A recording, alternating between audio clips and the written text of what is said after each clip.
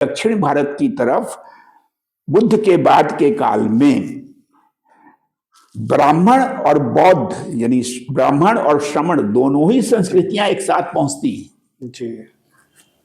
यह कल्पना कि बहुत पहले अगस्त्य मुनि आ गए थे और उन्होंने जो कि अगस्त्य वैदिक ऋषि हैं, ऋग्वेद में उनका नाम आता है, लेकिन ऋग्वेद के जो अगस्त्य हैं वो कहीं दक्षिण भारत जाने वाले अगस्त्य नहीं है।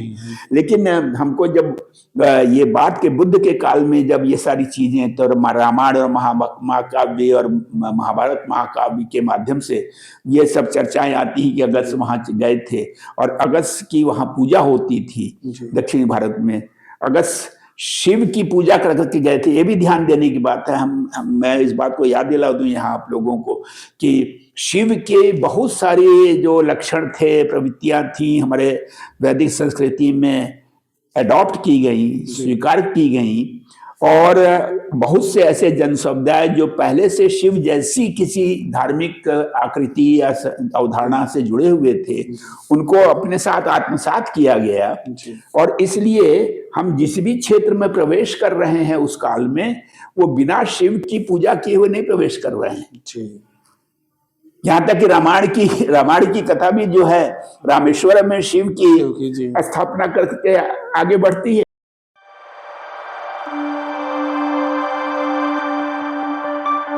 नमस्कार, आप देख रहे हैं साचिया सच की आवाज और इतिहास बोध का 9वां अंक लेकर के एक बार पुनः हम आप सबके बीच में हैं। जब हम 9वां अंक लेकर के आप तक आ रहे हैं तो निश्चित रूप से मन कहीं प्रसन्नता से भरा हुआ है कि जो पिछले 8 एपिसोड रहे उनको आप सबने बहुत प्यार दिया, पसंद किया और लगातार हमें उत्साहित किया कि हम इस श्रृंखला को लेकर के आपके साथ आगे बढ़ते रहें।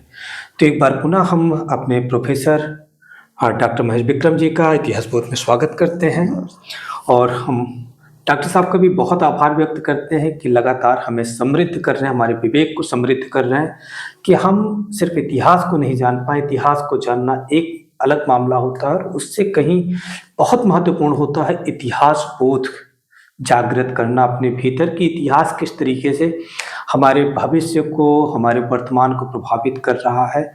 क्योंकि जो हमारी नींव होती है, जैसा भी सर लगातार वैदिक काल के माध्यम से हमें समझा रहे थे, संभवतः आज वैदिक काल का पटाक्षेप भी हो जाएगा और जो कुछ चीज़ें जाननी समझनी है कि जिस संस्कृति से आज तक हम बहुत प्रभावित हैं, हमारा समाज प्रभावित है, उसकी जो मान्यताएं थी, रिचुअल्स थे, आज भी वो हमारे समाज को प्रभावित करते आ रहे हैं, चाहे उसकी रूढ़ियाँ हों या उसकी प्रोग्रेसिव अप्रोच हो, तो कि दोनों आज भी हमारे समाज को बहुत प्रभावित कर रहे हैं। तो ज़्यादातर रूढ़ियाँ ज़्यादा बची हुई हैं। तो हम सर से आज ये भी समझ लेना चाहें कि उस समय का जो वैदिक काल था जिसकी संस्कृति आज तक प्रभावित कर रही है, उसका परिक्षेत्र क्या था, उसका ज्योग्राफिकल स्ट्रक्चर क्या था। क्योंकि भले आज भी हम बात करते रहे, अखंड भारत की बात करते रहे हो, तो वो अखंड भारत उस समय तो इतना बड़ा भारत था नहीं, वो बाद में जाकर के बुद्ध के समय में कहीं हुआ, जो बौद्धकालीन भारत रहा तो उसमें भारत की व्यापकता बढ़ी। तो उस समय किस भूभाग पर हमारा वैदिक समाज पनपा, बढ़ा और कहाँ से कहाँ तक उसका प्रसार हुआ, उसको समझेंगे। और अब तक हमने काफ़ी कुछ समझ लिया है कि किस तरीके से स्त्रियों की क्या स्थिति थी, जातियाँ कैसे बनी। तो आज चूँकि उसका हम पटाक्षेप वैदिक काल का संभवतः हो जाएगा, देखेंगे सर जैसा भी बताएं। तो आज सर से हम समझना चाहेंगे कि वैदिक काल सर उस समय किस भूभाग को प्रभावित कर रहा था और किस तरीके से वो लगभग मतलब बौद्ध के समय में जाकर के उसका मतलब लगभग विखंडित ही हो गया और फिर वापस से कैसे आया तो बाद में समझा जाएगा। तो उस समय की स्थितियाँ ठीक है विजय जी, धन्यवाद आपको। हम लोग लगातार इस श्रृंखला को आगे बढ़ा रहे हैं। सचमुच अब आगे कोई बात कर रहे हैं उसके पहले एक चीज को सब लोग स्पष्ट करके चलें कि हम लोग वैदिक संस्कृति की बात क्यों कर रहे थे। इसलिए कर रहे थे कि वैदिक संस्कृति ही वह संस्कृति के रूप में हमको प्रकट होती दिखाई देती है जिसका हमारे पास एक साक्ष्य और प्रमाण उपलब्ध है, उसका साहित्य उपलब्ध है जी। और हम वैदिक या वैदिकेतर लोगों जिनके बारे में भी जान पाते हैं उसके उन्हीं के साहित्य से जान पाते हैं जी। तो ये तो एक हमारी प्राथमिक हमारी अपरिहार्यता है तो और चूंकि वो वैदिक संस्कृति आगे हमको वर्तमान तक किसी न किसी रूप में चलती हुई चली आ रही है, उसमें तमाम रूपांतरण हुए हैं, लेकिन उसके बाद भी वो चूंकि चलती चली आ रही है, तो इसलिए उसको जानना, उसके जड़ों को जानना बहुत जरूरी है। तो हम लोग उसके बारे में काफी बात कर चुके हैं कि कैसे कैसे किन समूहों का उसमें योगदान रहा, कैसे हुआ, कैसे उसके सामाजिक संगठन का निर्माण उसके हुआ, कैसे उसके राजनीतिक संगठन का संस्थाओं का विकास हुआ, उसके धार्मिक क्या प्रवृत्तियां रही, वो सारी बातें हम लोग करते आए हैं और समाज के विभिन्न पक्षों से के बारे में भी संकेत जो मिलते हैं उसकी चर्चा करते आए हैं। लेकिन अब यहीं पर इसी बिंदु पर यह जान लेना जरूरी है कि जिस वैदिक संस्कृति की हम बात कर रहे हैं उसका भूगोल क्या है। तो भारत कोई छोटा देश तो नहीं है जी। पहली बात तो यही समझ लें कि इस पूरी वैदिक संस्कृति के दौर में कहीं भारत जैसा शब्द नहीं आता है जी, और भारतवर्ष या भारत राष्ट्र जैसी कोई अवधारणा उस समय नहीं है। तो यह एक प्रवृत्ति अवधारणा है, और अब तो हम लोग एक नेशन स्टेट बन चुके हैं आजादी के बाद से। तो नेशन स्टेट के बाद तो जो राष्ट्र और राष्ट्रवादी जो बातें हैं वो एकदम ही नवीन है, उसको हम लोग प्राचीन काल में प्रक्षेपित नहीं कर सकते जी। तो क्या था वो वैदिक संस्कृति का भूक्षेत्र क्या था, तो हमको इसके बड़े साफ साफ इसके अंदर होने वाले परिवर्तन हमको पता चलते हैं। हमारा साहित्य बाकायदा मुखर है इसके मामले में। जैसे हम जब आते हैं ये वैदिक काल की बात करते हैं, तो वैदिक काल का जो पूरा परिक्षेत्र हमने आपको बताया कि सिंधु सभ्यता से, सिंधु नद क्षेत्र से लेके और उसका विस्तार फिर आपने देखा कि आगे अंग तक, विदेह तक उत्तर वैदिक काल में हुआ। लेकिन ये जो विस्तार भी हो रहा था, ऐसा नहीं था कि वो पूरा व्याप्त था, सब जगह उसकी व्याप्ति थी। किसी एक दिशा में, किसी एक क्षेत्र में वो स्थापित होता जा रहा था।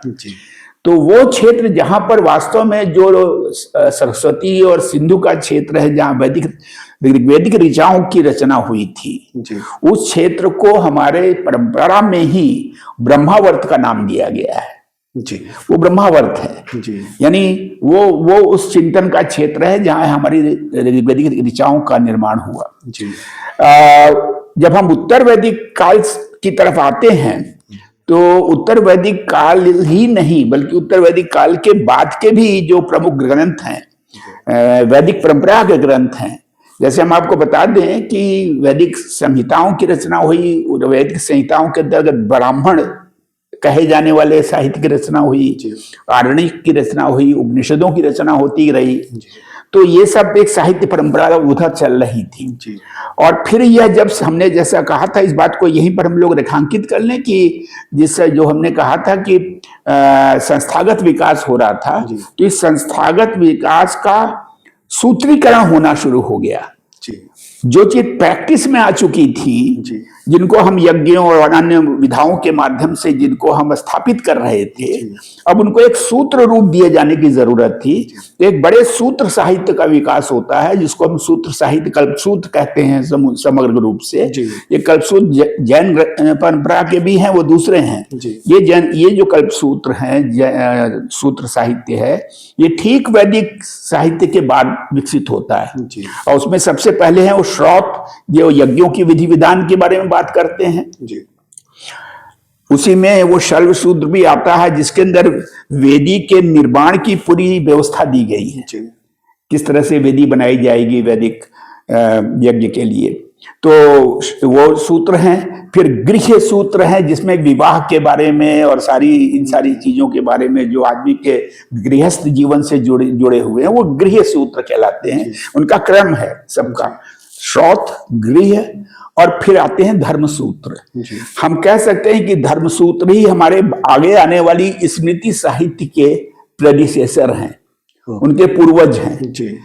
स्मृतियों ने उसको अंतिम रूप से ठप्पा लगा दिया, और पहली स्मृति हम सब लोग जानते हैं मनुस्मृति है। लेकिन ये मनुस्मृति विकसित होती है किस धरातल पर?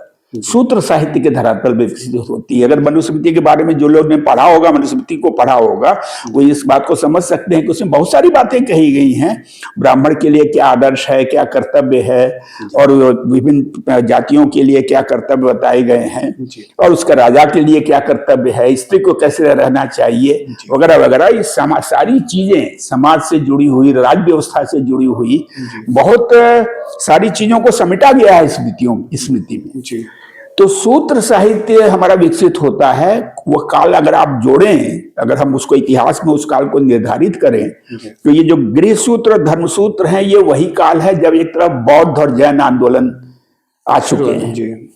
तो उसका एक प्रमुख सूत्र है, उस धर्म सूत्र जिसको कहते हैं, जो धर्म सूत्र हैं उसमें एक प्रमुख है बौद्धायन धर्म सूत्र। बौद्धायन धर्म सूत्र बड़ा स्पष्ट कर देता है कि वो कौन सा क्षेत्र है जिसको हम आर्य संस्कृति का क्षेत्र कहेंगे, बहुत स्पष्ट कर देता है। तो एक तो ब्रह्मावर्त था, जहां पर ऋचाओं का निर्माण हुआ, ऋग्वेद ऋचाओं का, वो छूट गया।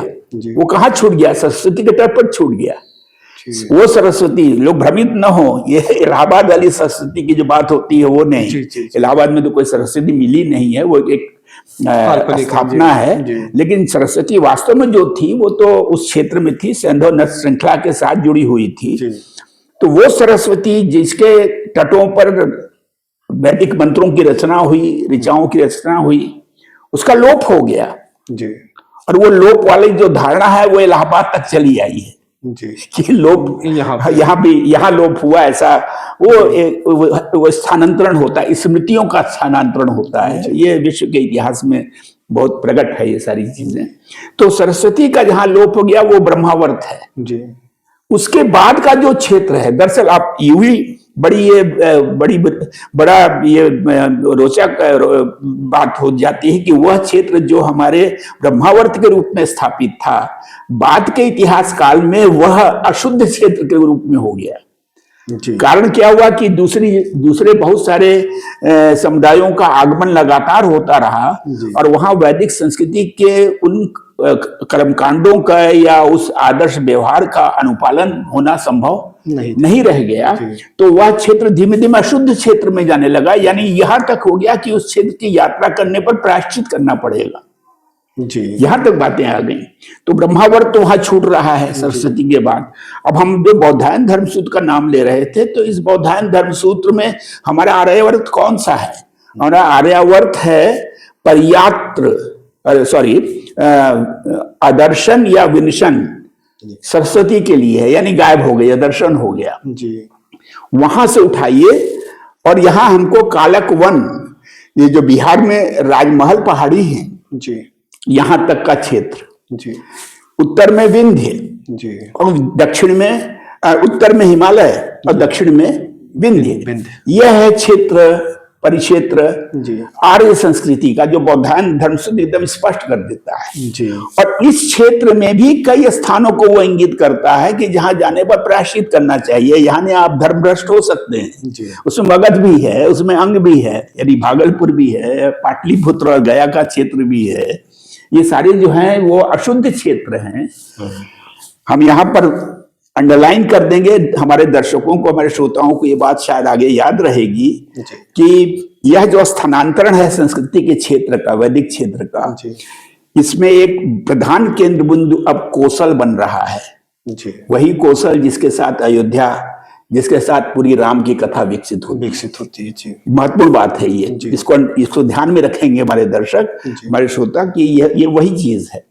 तो ये है, तो यानी बहुत सारे क्षेत्र हैं। उधर सौराष्ट्र है, सौवीर है, गांधार है, अवंती है। ये सारे ऐसे क्षेत्र हैं जो मिश्रित उत्पत्ति वाले माने जा रहे हैं, यानी अभी बहुत शुद्ध रूप से वैदिक संस्कृति वहां पर स्थापित नहीं हुई है। हम याद कर लें यहीं पर कि ये तो वही समय है जब बौद्ध और जैन धर्म का उद्भव हो चुका है। और ये लोग, बौद्ध और श्रमण, ये जो श्रमण संस्कृति के लोग हैं, ये अपनी विचार पद्धति को लेके और अपनी संघ की पद्धति को लेके इन सारे स्थलों पर घूम रहे हैं।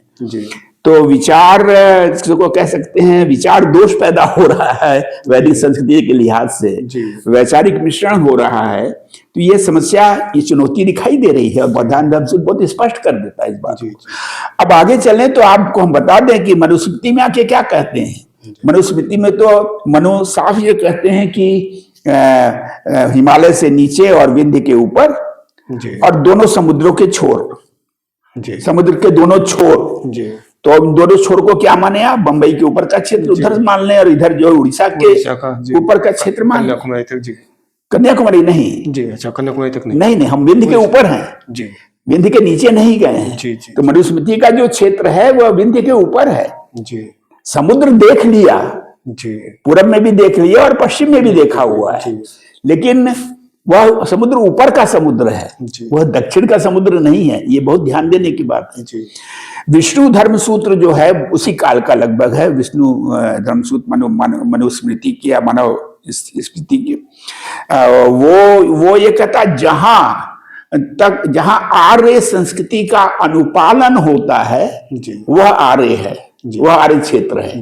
यानी अब उसने एक बीच का रास्ता अपना लिया कि आर्य क्षेत्र का, आर्य संस्कृति का अनुपालन होता है, वही आर्यावर्त है जी। आर्यावर्त, उसके बाद ध्यान रखिए यहाँ भी भारत का नाम कहीं नहीं आ रहा है। भारतवर्ष जैसे हम लोग अक्सर सीरियल में देखते हैं कि चाणक्य चंद्रगुप्त की कथा ही दिखाई जाती है, तो उसमें जैसे भारत राष्ट्र की कल्पना और ये सारी चीजें, वो जरा इतिहास के विरुद्ध बातें हैं। हाँ, जम्बूद्वीप शब्द इस्तेमाल होता है हमारे पूरे भूभाग के लिए, पूरी भूमि के लिए। इस भूमि से हम परिचित हैं इस रूप में। अभी हमारी संस्कृति सारी उस भूमि में सब जगह व्याप्त नहीं है, वैदिक संस्कृति व्याप्त नहीं है उस क्षेत्र में, लेकिन हम उस भूमि से, भूखंड से तो परिचित हैं। उस दौर में किसी और संस्कृति का कुछ पता चलता है? और संस्कृति का हाँ उसकी बात करते हैं, अभी बात करते हैं हम लोग उस पूरी पर आ रहे हैं। और अब आगे हम वहां पर आके बात को यहाँ पर इसको रोक दे हैं कि आपको मालूम है कि जो इधर बच्चों की किताबों में काफी कुछ इतिहास के विषय इधर उधर किए गए और उसमें भारतवर्ष की स्थापना की विशेष आग्रह दिखाई देता है। भरत राजा भरत से उसको जोड़ा जाता है, तो वो शांतनु के पुत्र और ये सारी चीजें, वो सब तो क्योंकि वो रामायण और महाभारत की कथाओं से विकसित चीजें हैं। विष्णु पुराण आता है, और विष्णु पुराण कब का है? वो विष्णु पुराण है गुप्तों के काल का, यानी 4वीं शताब्दी ईस्वी सन। हम लोग कहाँ की बात अभी कर रहे हैं? हम लोग तो ईसा पूर्व की बात कर रहे हैं, बुद्ध के काल की बात कर रहे हैं। मनुस्मृति तक भी हम आ गए। मनुस्मृति का काल 2री शताब्दी ईसा पूर्व तक माना जाता है। तो यानी कि उधर से उतरते हुए मनुस्मृति के काल में भी हम देख रहे हैं कि विंध्य के ऊपर का ही मामला है, नीचे तो कहीं कुछ है ही नहीं है अभी वैदिक संस्कृति। तो हमको जो कि है विष्णु पुराण में आके वो श्लोक मिलता है जिसमें भरत की बात कही गई है कि भरत का ये क्षेत्र है और ये जो है पूरा आसमुद्र, हिमालय से आसमुद्र भारत है। भारत शब्द की जो परिकल्पना है, अवधारणा है, इसीलिए उस श्लोक को उन बच्चों की किताब में भी डाल दिया गया है, क्योंकि उसके अलावा कुछ मिल नहीं रहा था जी। इसलिए वो उसको इतना स्थापित करने का इतना आग्रह बना कि बच्चों को भी समझ में आए कि हाँ, हमारे प्राचीन शास्त्रों में, प्राचीन पुराणों में ये बातें कही गई हैं, लेकिन यह नहीं बताया जा रहा है कि वो पुराण किस काल का है, मतलब किस तरह से यह प्रतिस्थापना हो रही है। तो जब महाभारत और रामायण की कथाएं विकसित हो चुकी हैं, उनकी सारी परिकल्पनाएं विकसित हो चुकी हैं, तब जा करके ये सारी चीजें जो है अस्तित्व में आती हैं। तो यानी हम यूं बहुत मोटा मोटा भी विभाजन करें तो हम कह सकते हैं ईसा पूर्व और ईस्वी सन, ईसा पूर्व की जो स्थितियां हैं वो कहीं से हमारी जो परंपरागत अवधारणा आज की है उससे कहीं मैच नहीं करती, उससे कहीं उसका समानता नहीं बैठती है। तो इस बात को हम लोग समझ के आगे बढ़ेंगे।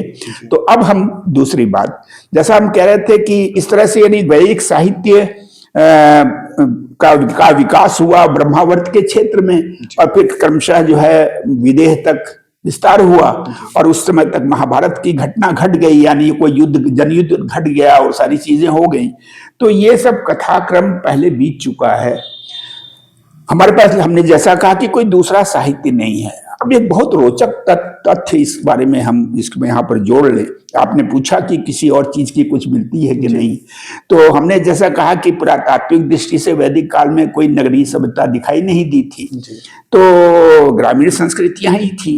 6ठी शताब्दी ईसा पूर्व से हमको नगरीय सभ्यता के लक्षण उत्तर भारत में मिलते हैं। और एक बहुत रोचक अभी उद्घाटन हुआ है दक्षिण भारत में, मदुरई के पास एक क्षेत्र मिला, वैगई नदी के पास। अभी ये बहुत 10-15 साल के बीच का उत्खनन है, जहां पर तमिल संस्कृति का एक नगर मिला है, पूरा समानांतर। उस पर बड़ा राजनीतिक विवाद चल रहा है आजकल उसको, क्योंकि वो जो परंपरागत हम लोग की अवधारणा है इतिहास में कि उत्तर भारत से संस्कृति फैलते फैलते दक्षिण भारत में पहुंची, इस तरह की जो अवधारणाएं हैं उसके सामने प्रश्न चिन्ह खड़ा हो गया है। तो उसके वजह से वो एक राजनीतिक विषय बन चुका है। तमिलनाडु सरकार और हमारी केंद्र सरकार के बीच में दोनों टकरा रहे हैं। हाँ, तो वो जो संस्कृति है, खिल्लड़ी जगह है, इसको कहते हैं खिल्लड़ी संस्कृति। बकायदा 6th सेंचुरी बीसी का नगर मिल गया, और हमारा 6th सेंचुरी बीसी में उत्तर भारत में भी नगर मिल रहे हैं। ग्राफिटी मिली है, यानी 2-3 अक्षरों के संकेत मिले हैं। हम आपसे कह रहे थे कि लिपि का तो विकास होना शुरू हुआ था, तो समानांतर रूप से हमको दक्षिण में लिपि का विकास हो रहा है। कल अगर कुछ ज्यादा और चीजें मिले तो शायद ये कहना होगा कि ब्राह्मी उत्तर में नहीं दक्षिण में विकसित हुई थी, और क्रमशः उसके रूपांतरण उत्तर भारत में हुए थे। अभी तो हम लोग यही देख के चलते हैं कि ब्राह्मी, और हमको पहला ब्राह्मी मिलती है अशोक की, लेकिन अशोक की ब्राह्मी का ही हम मानते हैं रूपांतरण। फिर द्रविड़ अशोक ने जो दक्षिणी में अभिलेख लिखवाए उसमें लिपियों में फर्क हुआ, और उसकी वजह से जो की है चीजें, ये लिपियां बदलती गई। बाटे कालों में ब्राह्मी, हर एक काल की ब्राह्मी थोड़ी भिन्न होती चली गई, हर क्षेत्र की ब्राह्मी भिन्न होती चली गई। लेकिन अब ये जो दक्षिण का यह जो उद्घाटन हुआ, इससे तो अब ऐसा भी कहा जा सकता है कि ये लिपि की का उद्भव जो है वो शायद दक्षिण में ही हुआ हो, और दक्षिण से जब अशोक का साम्राज्य दक्षिण में पहुंचा है, मौर्यों का साम्राज्य, तो संभवतः उन्होंने वो लिपि अडॉप्ट की हो वहां से, और उसको और विकसित किया हो। उत्तर भारत में अन्य क्षेत्रों में उसके अपने रूपांतरण हुए हों। यह मामूली खोज नहीं है, बिल्कुल ये बहुत बड़ी बहस है। और एक और भी चीज उसके बारे में महत्वपूर्ण है, उसमें धर्म का कोई लक्षण नहीं है। आपने एक बार पूछा था संदौड़पा सत्ता के बारे में, ये जो खिल्लड़ी वाली जो संस्कृति है उसमें किसी धार्मिक प्रतीक जैसी चीजें नहीं मिली है। तो अब इससे एक बात तो स्पष्ट है कि उनके धर्म की कुछ प्रतीक रहे होंगे नहीं रहे होंगे, वह तो एक पक्ष है। पक्ष तो यह महत्वपूर्ण है कि वैदिक संस्कृति का कोई संकेत वहां नहीं है। इसका मतलब वो स्वतंत्र है, स्वतंत्र संस्कृति है। बिल्कुल वैदिक ब्राह्मण संस्कृति का वहां पर कोई लक्षण नहीं है। ठीक उसके बाद का काल जो है, इस 6ठी शताब्दी ईसा पूर्व के बाद के काल में हमको दक्षिण भारत में वह समय शुरू होता है जिसको हम संगम काल कहते हैं। दक्षिण का संगम काल, वो संगम काल का 600-700 वर्षों तक चलता है। उसमें एक प्राचीन संगम है, एक मध्य संगम है, और एक बाद का संगम है। बाद का ही संगम ऐतिहासिक है, जिसका मदुरई और सारी चीजों से संबंध दिखाई देता है। वो प्रथम 2 संगम तो काल्पनिक हैं, और उसमें अगस्त्य की बात आती है। हमारे पूरा पौराणिक साहित्य, हमारा पूरा महाकाव्य ऋषि अगस्त्य को श्रेय देता है दक्षिण भारत में वैदिक संस्कृति को ले जाने का ऋषि अगस्त्य को। और उनके नाम का जो संगम साहित्य में ग्रंथ मिला है उसको अकत्तियम कहते हैं। अकत्तियम, ये अकत्तियम जो है वो ऋषि अगस्त्य को समर्पित है, उनके नाम से है। और उसके अंश मिले हैं, वो ग्रंथ अपने आप में उपलब्ध नहीं है। फिर एक दूसरा ग्रंथ है वो तोलक कप्पियम, वो है व्याकरण ग्रंथ है। जैसे हमारे यहाँ ऊपर पाणिनि ने अष्टाध्यायी की रचना करके व्याकरण ग्रंथ का निर्माण किया, उसके समानांतर उधर संगम साहित्य में, हालांकि उससे थोड़ा बाद तमिल व्याकरण का भी निर्माण हुआ। तो तोलक कप्पियम जो है वो उसका व्याकरण ग्रंथ है।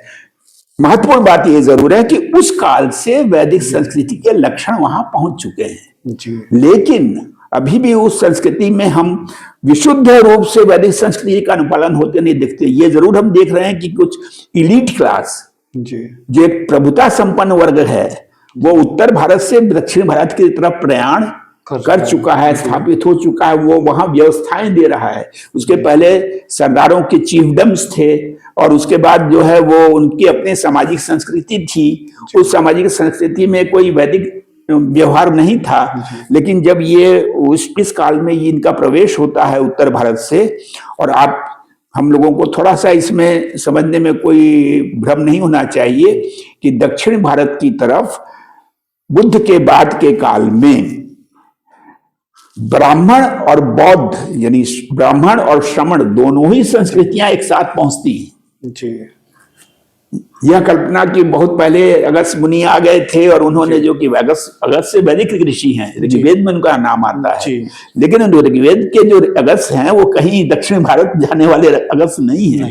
लेकिन हमको जब ये बात के बुद्ध के काल में जब ये सारी चीजें तो रामायण और महाकाव्य और महाभारत महाकाव्य के माध्यम से ये सब चर्चाएं आती हैं कि अगस्त्य वहां गए थे और अगस्त्य की वहां पूजा होती थी दक्षिण भारत में। अगस्त्य शिव की पूजा करके गए थे, ये भी ध्यान देने की बात है। मैं इस बात को याद दिला दूं यहाँ आप लोगों को कि शिव के बहुत सारे जो लक्षण थे, प्रवृत्तियां थी, हमारे वैदिक संस्कृति में अडॉप्ट की गई, स्वीकार की गई, और बहुत से ऐसे जन समुदाय जो पहले से शिव जैसी किसी धार्मिक आकृति या अवधारणा से जुड़े हुए थे, उनको अपने साथ आत्मसात किया गया। और इसलिए हम जिस भी क्षेत्र में प्रवेश कर रहे हैं उस काल में, वो बिना शिव की पूजा किए हुए नहीं प्रवेश कर रहे हैं। यहाँ तक कि रामायण की कथा भी जो है रामेश्वरम में शिव की स्थापना करके आगे बढ़ती है। तो यह लक्षण है, लाक्षणिक है चीजें, इसको ध्यान में रखना पड़ेगा कि यानी दक्षिण की कुछ प्रवृत्तियां जो भी थी उसमें उन प्रवृत्तियों में शिव जैसी अवधारणाएं ज्यादा प्रबल थी। और हमारे उत्तर भारत से जब वैदिक संस्कृति का प्रसार उस क्षेत्रों की तरफ हो रहा है तो उन प्रसार के में शिव को विशेष महत्व दिया जाता दिखाई दे रहा है, उसके रूपांतरण हो रहे हैं। और बाद की परंपरा में तो आप मालूम है भैरव और सारी चीजें इस तरह की जो आगे विकसित होती हैं वो सब उससे जुड़ी हुई हैं। तो एक तो बात ये है, तो यानी आपने पूछा दक्षिण भारत के और पूरे देश के बारे में, और ये सब तो बहुत ये आपके ये ब्रह्मपुत्र नदी का क्षेत्र, ये सब तो बहुत बाद में धीमे धीमे उसमें आते हैं। तो हम कन्वैस जो बना रहे हैं, वो जो कन्वैस है वैदिक संस्कृति का, हमने तो आपसे कहा कि मनुस्मृति के काल तक भी नहीं है नीचे, और मनुस्मृति के बाद के काल में आकर के जब गुप्तों की विजय होती है, उसके पहले मौर्यों ने, तो मौर्यों के काल में वैदिक संस्कृति तो परिचय मिला नहीं। ध्यान देने की बात है, मौर्यों के काल में वैदिक संस्कृति को प्रश्रय नहीं मिला, श्रमणों को प्रश्रय मिला। इसीलिए दक्षिण भारत तक आप देखते हैं कि श्रमण पहुंचते हैं। जी, यही एक महत्वपूर्ण मामला, चूंकि समय भी हो रहा है, लेकिन मैं चाहूंगा थोड़ा सा प्रकाश डालें कि ऐसा क्या हुआ कि मौर्य काल तक आते आते एकदम से जो आर्यावर्त का समाज था या जो राज व्यवस्था थी वो वैदिक संस्कृति के खिलाफ खड़ी हो गई। इसका कुछ साक्ष्य? मौर्यों तक आते आते नहीं, उसको स्पष्ट कर लें, ये शुरू हो गई 6ठी शताब्दी ईसा पूर्व से ही, बुद्ध के ही काल से। वैदिक संस्कृति के जो दोष थे उसका पहला विरोधाभास प्रकट हो चुका था बुद्ध काल में, तभी तो उसके खिलाफ ये सारी बातें आई। यज्ञों के विरुद्ध बात हो, वर्ण व्यवस्था के विरुद्ध बात हो, ये सारी बातें आई कहां से हैं? और राज्य व्यवस्था, हमको गर्व होता है उस काल पर, जो 6ठी शताब्दी ईसा पूर्व में जो राज व्यवस्था है, क्या राज दर्शन है, जिसको असली राज दर्शन कहा जा सकता है। कभी कभी तो ऐसा लगता है कि हम लोग किसी आधुनिक भारत की बात कर रहे हों, हमारा संविधान कुछ बोल रहा हो, ऐसा कुछ बिंबिसार बोल रहा है, अशोक वो बोल रहा है जो हमारा संविधान बोल रहा है आज। ये सोचने में देरी नहीं होनी चाहिए कि अशोक के सिंहों का स्तंभ का जो वो रूप हमने अपने राष्ट्रीय एम्बलम के रूप में स्वीकार किया, तो वो यूं ही नहीं स्वीकार किया वो यूं ही नहीं स्वीकार किया, उसमें जो बल्कि उस राज दर्शन की तमाम व्यवस्थाओं को हमने स्वीकार किया है, बल्कि आदर्श है, और आदर्श को भी तो शायद हम छू नहीं पाए हैं जितना वो आदर्श है।